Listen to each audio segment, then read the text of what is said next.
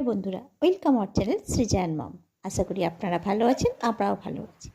রোজকার মতো আমার বাড়িতে সৃজা আর সৃজার বাবার ঝগড়া শুরু হয়ে গেছে যে আজকে সৃজা বলে আমি পাস্তা খাবো, ভালো করে সুন্দর করে পাস্তা করে রাত্রে থাক। বাবা বলেন না ময়দা করতে হবে।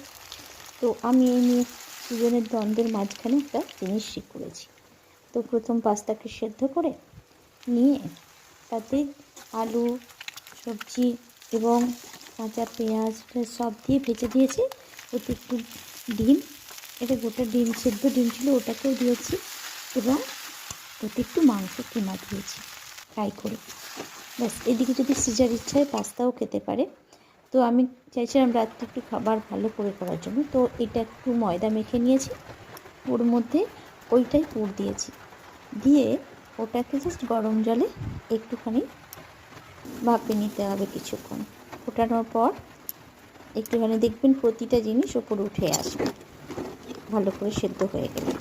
তো এটা এমনিও খেতে পারেন সস দিয়ে, ভালো লাগবে, অথবা একটুখানি ফ্রাই করে নিতে পারেন। তো আমি একটু ফ্রাই করে নিচ্ছি, হলুদ আর ওতে একটু নুন দিয়েছি, জাস্ট ফ্রাই করে নিচ্ছি।